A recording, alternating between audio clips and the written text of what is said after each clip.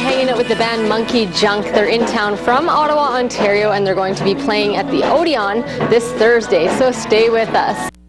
Well, we're hanging out today at band practice, and we're having a game of pool. Man, it's just all good times for you guys, isn't it? Yep, well, it's always a good time with this band anyways, yeah. Fantastic. Oh, do you play in multiple bands? Sometimes we play, we all had our own bands at one point, and but now MonkeyJunk has been the focus of our sort of career. It's just, it's got a life of its own, so all our other bands that we spent all those years playing with, we sort of left them back there. Yeah, but it's okay. They got the it's okay. boots. Yeah. They've moved on too, though, right? So. No, they're waiting at home. They're waiting for us. They're tapping. Yeah, exactly. Checking your website, yeah. your Facebook. Starting rumors about us, so we'll break up, you know, things like that. Man. It's just a classic relationship story. So, Steve, tell us a bit about how the band started. Well, Tony and I were playing together a couple years ago, and we were at his place listening to records in the kitchen, and I had been playing a regular gig around Ottawa by myself every Sunday, and I was getting kind of bored of it. So I thought it'd be fun to have Tony come play with me. And then we actually didn't even call Matt. We didn't ask Matt. We called him up and told him that, and we had to leave a message. He didn't pick up the call.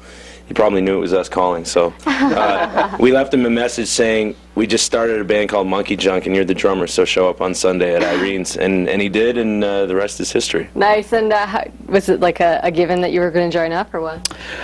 Well, certainly after that first night, it was obvious that we had something pretty cool happening. Like Steve said, it was kind of just a thrown together thing, initially just for fun on his Sunday night gig. And after that first night, we kind of looked around at each other and thought, this is fun, we should do this again. And we did, and made it a regular Sunday evening thing.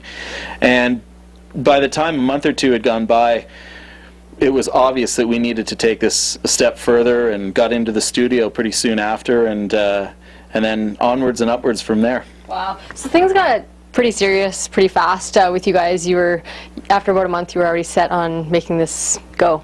Yeah, well, as Matt just explained, we went into the studio and we just recorded 3 songs to see how they sounded. They sounded great. So, well, I mean, I like them. And well, you guys are awesome. I mean, naturally. Exactly. And like we were still doing this Sunday night house gig at a place called Irene's in Ottawa, Ontario, and the people were coming, like we were getting packed houses every Sunday, and because the word was getting out.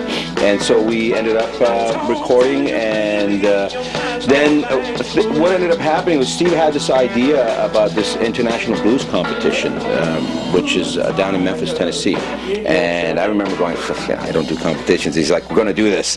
So we ended up like winning in Ottawa to qualify to go down to Memphis, and we ended up in Memphis. Now, Steve knows the details better than I do. I think there was over 100 bands or something like that. So maybe you want to ask Steve this whole. Well, there was 100 bands from something like 9 different countries, and we ended up coming 3rd. Wow. So it was pretty cool. It was a great experience, and we got to really network a lot and meet a lot of people who are now monkey junkies, as we call them. Monkey and junkies, I like it. that from that kind of led to our first trip to Europe following that year.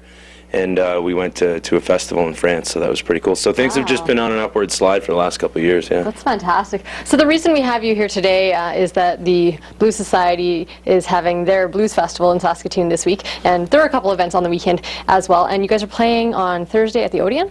That's correct, yeah. Thursday night we'll be playing at the Odeon. I believe there are 2 bands before us, and we're on, I believe, at 10 o'clock, and we're very much looking forward to that. And we'll be playing in Regina and Swift Current as well. Nice. But Thursday night's a big night, yeah. Fantastic. What's your Swift Current date? Swift Current, we're on Saturday the 26th, okay. I believe, yeah. Fantastic. Well, this show goes out to Swift as well, so hopefully some of our viewers will catch it. We gave out a couple tickets last week for your show. We had lots of calls giving away 4 passes for MonkeyJunk, so I'm sure you guys are going to have a great crowd. There seems to be a lot of interest. I hope a lot of people come, you know, down. But we played Saskatoon once before, and we've always had a pretty good crowd, and the people here have been great, by the way, and the Blues Society has been awesome. awesome with us. Just the way they just make us feel at home, and what they've done for us, and what they're doing for the community too. We were also here doing the Blues in Schools program, so we were going to different schools and teaching about blues and the history of blues. So that was all put together by the Blues Society. So we'd like to thank them. Yeah, it's great. Well, we're definitely feeling very at home today because we're practicing in the basement of the festival organizer, Gord. So we're hanging out at his house literally here on Family Day, and it's been a real cool treat Gord's our to new see dad. you guys. Yeah, Gord's your new dad. Gord's your adoptive father in Saskatoon. But it's been great to have like an up and close practice here. You guys sound great. I know we're in a small basement. It's quite loud, but it's really woken us up today. Well, glad to hear it. Fantastic. So let's talk a little bit about albums. Do you have an album coming out, or what do you have on the market right now? Right now, our debut CD, Tiger in Your Tank, was released in April 2009. And so that's, it's coming up on the 2nd-year anniversary, and we've got a new record that's already recorded and mixed and mastered that we're hoping to release hopefully in May 2011, and it's called To Behold. Okay. So we're very excited about getting that out there. We've been working on that for a while now, and we're excited to get it out there to the world to consume. An image of the Lion King just came into my head when you said "To Behold," and you guys kind of have like a jungle theme going on here. Is that on your purpose? peripheral vision. Yeah, he was going like this. No, you know what? It's actually "To Behold" is a lyric from one of the songs. And we've been thinking really hard for a long time about what to call this record, and there were a couple other going titles that kind of went by the wayside. And we were on stage one night before Christmas sometime, and I sang the lyric, and it just kind of hit me, and I turned around and looked at Matt right away. I'm like, "To behold," behold, the title. So yeah, it's a lyric in one of our songs on the record called "Right Now." So Cool. That's where the title comes from. That's a strong, confident title. I like it. So if our viewers want to find out more about your band, how can they search you on the web? www.monkeyjunkband.com.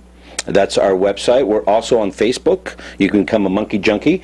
And we're also MySpace, www.myspace.com/MonkeyJunkOttawa. Correct. That's right. Wow, I remembered that. Nice. That was good. That was good. He was not reading that. That was live. There you go. Thanks so much for joining us, guys. Thanks for your time. It's been great. You're going to have a great show on Thursday. Hopefully everyone in Saskatoon comes and checks it out. All right.